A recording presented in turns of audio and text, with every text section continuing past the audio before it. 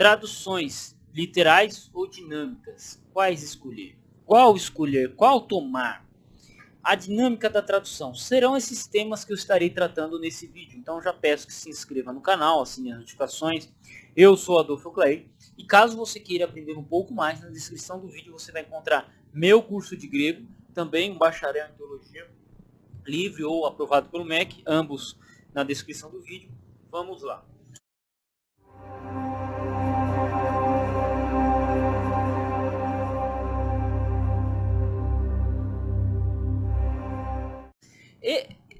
Esse insight veio para mim por causa de um vídeo que eu gravei anteriormente. Por que o nome Jesus não foi mantido, né?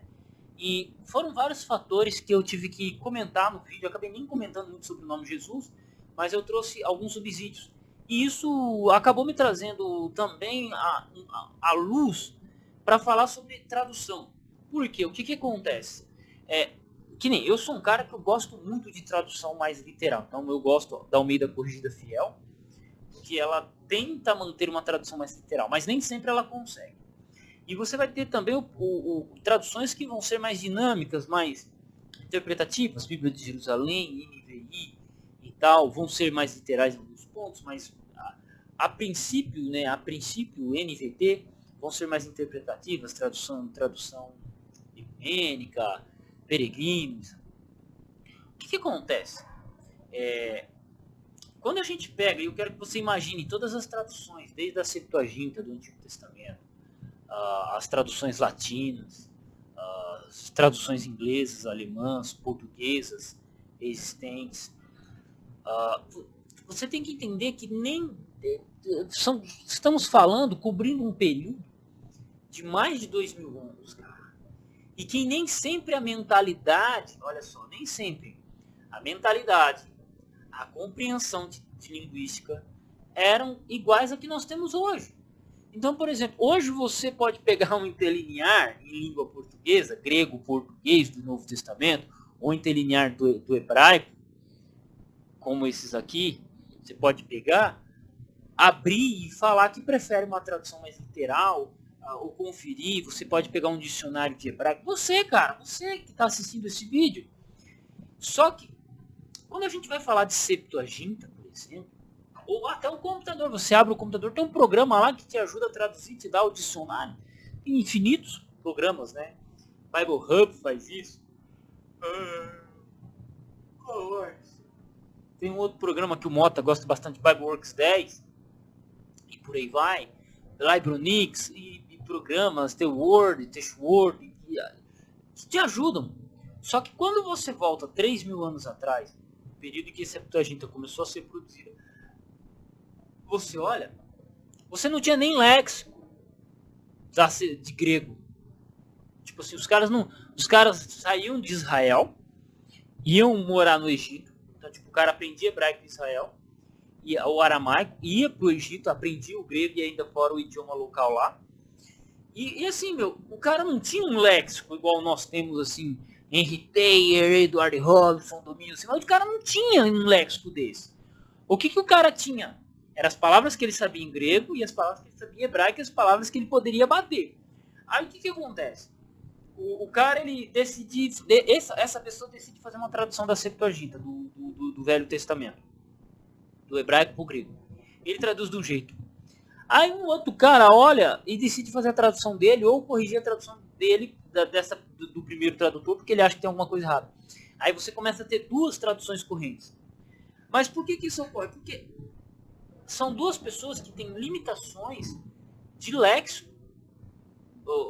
Eles não tinham tudo sistematizado, mastigadinho igual nós temos hoje. Sabe? Entenda o seguinte, você é um privilegiado porque você tem acesso a mais informação do que um tradutor 3.000 anos atrás. Sabe? Aí quando você pega, avança um pouquinho, aí surge a Septuaginta, aí a Septuaginta já serve como ponte do hebraico para o grego, e aí você tem o Novo Testamento sendo escrito nesse contexto, e aí o Novo Testamento ele é escrito em grego, e aí você tem partes que são citadas da Septuaginta, partes que são citadas do hebraico, e por aí vai. Então, aí depois surgem as vulgatas latinas, as versões em latim, vão surgindo outras traduções, e aí você começa... Imagine todo esse bolo. Aí você chega na nossa era hoje, com um monte de traduções, e traduções influenciando tradução, a questão das próprias palavras, que vão ser utilizadas em língua portuguesa, porque é advém do latim, da Vulgata Latina. Sabe? Entende? Então imagina isso tudo. Essa mentalidade que nós temos de tradução hoje, ela não é a mesma que se tinha 500 anos atrás, não é a mesma que se tinha 3 anos atrás. Qualquer gramática de grego, de hebraico que você pegar hoje, eles vão te explicar que tanto o hebraico quanto o grego, o aspecto do tempo verbal não é nem o tempo, não é nem o certo, não é nem falar tempo verbal em hebraico, é tronco verbal. Por que tronco verbal? Porque a ação, o verbo, ele não está focado e preocupado em falar de tempo, ele está preocupado em qualidade de ação. A mesma coisa é o grego. São duas coisas em comum, uma das coisas em comum que o grego e o hebraico têm. A forma de entender o tempo verbal. Nós de fala latina, de língua latina, nós entendemos o tempo como tempo. Então a gente fala tempo verbal, mas não é assim no grego. Não é assim no grego. Não é assim no hebraico. E aí, você pega uma gramática de 500 anos atrás que Lutero usou, você abria a gramática que Lutero usou, ou você pegava a gramática que João Ferreira de Almeida usou, e ela vai interpretar que o tempo verbal hebraico é tempo. Ele vai interpretar como tempo mesmo. E vai dar problemática na tradução. E não porque ele errou porque quis, mas porque a compreensão da língua dele era aquela. A compreensão da língua hebraica, a compreensão da língua grega. Então, quando a gente pega hoje, quando a gente vem hoje, eu sou um cara comum. Eu não sou diferente de você. Eu trabalho na construção civil desde meus 17 anos de idade. Eu venho de família pobre. Pô, eu tenho dicionários aqui que se Santo Agostinho tivesse, mano, ele ia ser o bicho. Tem dicionários aqui, materiais aqui, que 30 anos atrás seria impossível para nós adquirir. Não, seria até possível. Mas o poder de compra do brasileiro comum, do pedreiro comum, não permitiria. Né? Não permitiria. Sabe? Então, assim, a compreensão e o entendimento de hebraico, de grego que nós temos hoje, é diferente até de 30 ou 40 anos atrás. Por causa das mudanças no mundo acadêmico, nas publicações de obras, no próprio acesso à informação, né, graças à internet, tudo isso está facilitando. Antigamente, você ir lá imprimir um livro era um crime. Hoje, os autores estão escrevendo seus livros e deixando o PDF de graça na internet. A informação hoje ela está seguindo por esse caminho. Então, as editoras elas vão ter que se adaptar. Né? Hoje você tem o e-book, você compra o PDF por R$ 3,90 um livro e pronto, por R$ 2,90, por 5, por 10. Então, você baixa o PDF da internet. Né? Então, a relação com o material mudou. O acesso à informação não. Sabe? Então, assim, o que acontece? Tudo isso, na hora de você pegar um texto grego, na hora de você pegar um texto hebraico e traduzir, influencia muito. Quando eu pego e falo aqui de Gesenius, o maior lexicografista, o maior hebraísta, um dos maiores hebraístas do passado, o pai da lexicografia moderna do hebraico, Gesenius, foi o primeiro, foi o cara que, tipo assim, até ele, os dicionários eram hebraico-latim. Hebraico-latim. Gesenius, o que ele fez? Ele pegou o dicionário hebraico pro latim, usou o grego, usou o árabe, usou...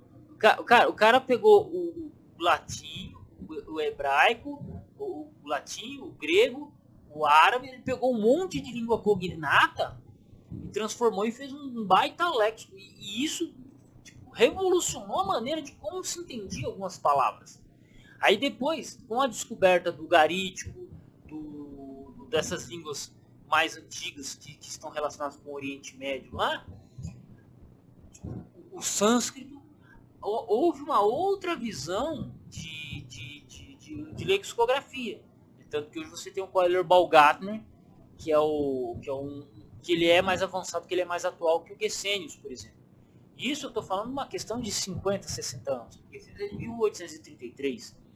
O Quarerball Gator é de 1958. Né? Então, põe aí 833 para 58, cento e pouquinhos anos. Houve uma mudança de compreensão, de interpretação de algumas palavras. Você tem a questão arqueológica que contribui. Então, tudo isso leva. Aí você pode olhar e dizer assim, tudo bem, professor. O que você está querendo dizer com tudo isso? Que quando a gente leva em conta uma tradução literal, uma tradução dinâmica, você tem que ver qual eram as limitações dos tradutores antigos ao entender, ao escolherem essa palavra, porque você tem o interesse etimológico, o interesse teológico, você tem o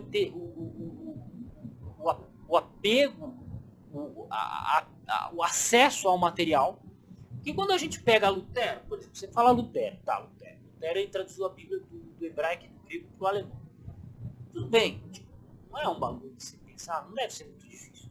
Só que pensa bem, Lutero ele traduziu usando dicionários de hebraico para o latim e de grego para o latim. Ele teve que criar palavras para colocar na Bíblia dele. Ele teve que criar palavras para colocar na Bíblia em alemão, tanto que a Bíblia em alemão foi o documento histórico que unificou a língua alemã, que tem suas variantes até hoje. Entende? E aí com uma compreensão de tempo verbal, que hoje não se tem mais. As gramáticas se atualizaram, mudaram sua compreensão, mudaram sua visão. Estava conversando com o Fabeta acerca de declinação latina e grega. O Fabeta falando das declinações latinas, eu falando das declinações gregas, das coisas que a gente batendo um papo. O Fabeta. Tipo, o grego, se você pega uma gramática do tempo de Lutero, por exemplo, você tinha 10 declinações. Se você pega uma gramática hoje, uma gramática introdutória, ela vai te ensinar 3. Vai te ensinar 3 declinações. 3 declinações. A primeira, a segunda e a terceira.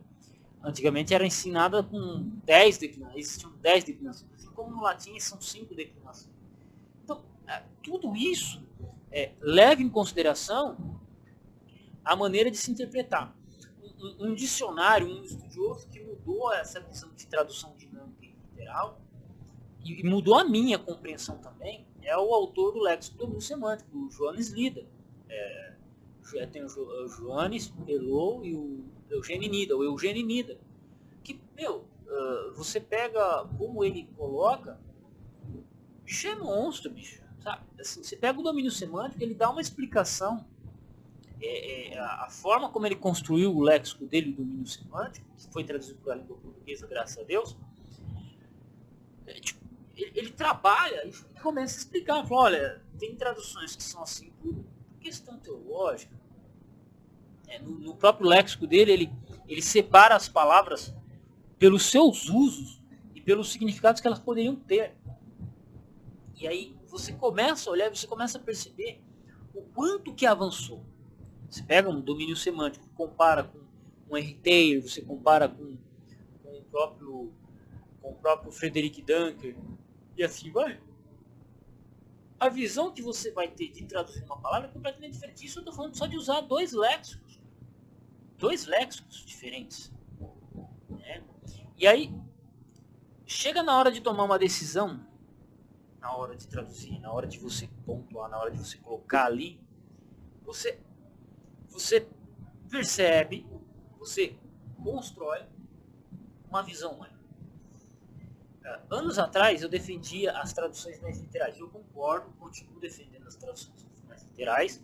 Mas quando você olha a divergência interpretativa, gramatical de uma língua para outra, você percebe que nem tudo dá para traduzir literalmente. Então, essa questão de literalidade 100%,